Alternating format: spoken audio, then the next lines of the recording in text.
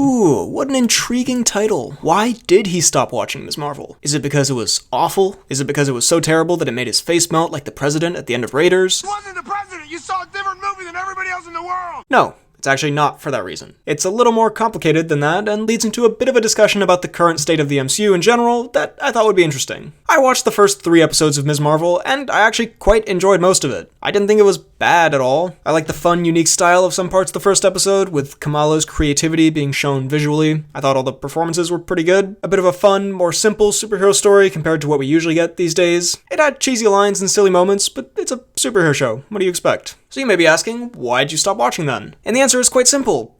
I honestly just wasn't that interested in it. I know that might sound like a big insult or criticism, and sure, that obviously has at least a little to do with the overall quality of the show. If it was the best written show ever, I'd probably stick around. But it doesn't necessarily mean the show overall is bad, and it doesn't have to be such a big deal. That's one thing I want to talk about here. People make such a big deal out of this sort of thing. If they don't really enjoy or care that much about a show, they almost take it personally and really start to dislike the show in an almost vitriolic way, and I've been guilty of this in the past. But honestly, it's good to remember that you don't have to watch anything. It's all totally optional, entertainment speaking. I don't know what your class or job makes you watch. So I was sitting there, seeing a new episode was out, and instead of getting excited, like you should be for something fun, I'd be like, okay, I'll try to watch this. And then I would stop it every few minutes to do something else. I'd procrastinate watching it, like as if it was an essay for college or doing my laundry or some other chore. And I just thought to myself, I don't have to keep watching this. And so I stopped. A similar thing happened with the latest season of Westworld. I loved Westworld Season 1, and then Seasons 2 and 3 were pretty forgettable and went away from what made the first season so interesting. And then I saw Season 4 was coming out, and I was like,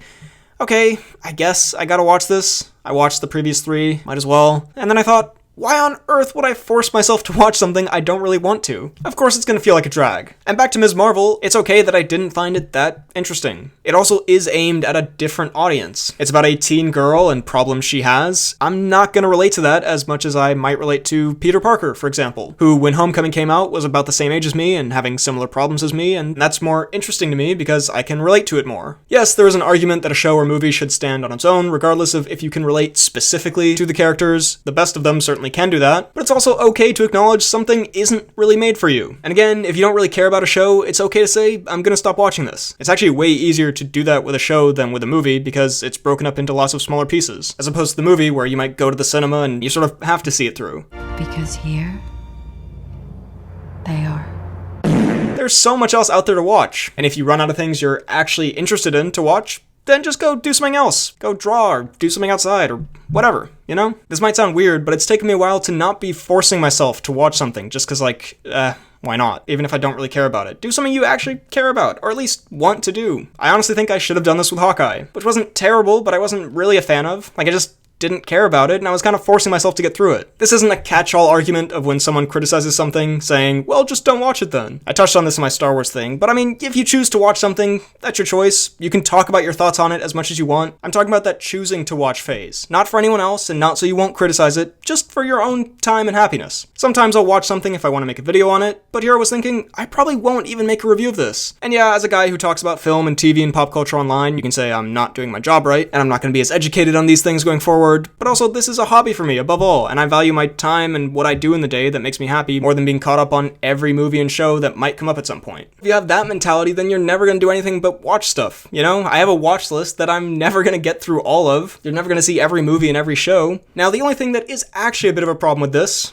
I say problem loosely, problem in terms of movie watching, is the connection to the MCU. This is actually what made me want to make this video, because for a while now I've had conversations with people about, oh, am I going to understand this movie if I haven't seen the Disney Plus shows? And isn't it kind of dumb of Marvel to make their movies not make sense without the shows? And I'm always like, yeah, I guess a little, but also just watch the shows then. The same way you'd watch a movie to know what's happening in the sequel, watch the shows to follow the universe. But now I kinda get it more, because not only is watching multiple TV shows, like one every few months, too much content to consume for some, including kinda me now, but also what if you aren't really interested in that specific show? And I'll be honest, the Disney Plus MCU shows so far have been a bit inconsistent. Some have had some great stuff in them, but quite a few, I hate to break out the word, have been kind of mid. So when I was like, hey, I'm just not going to watch this anymore, I was thinking, is the next Captain Marvel movie not going to make sense to me now? Are there plot points in future Avengers movies that won't add up? I mean, if you didn't watch WandaVision, Doctor Strange 2 is wildly confusing and borderline makes no sense. But then I also thought, hey, it's not that big of a deal. I'll watch a recap video on YouTube or something. I have friends who don't really keep up with the shows who still enjoy the movies. So yeah, it is what it is. Also, if the movie's good enough in other ways, it should make up for some confusing plot moments.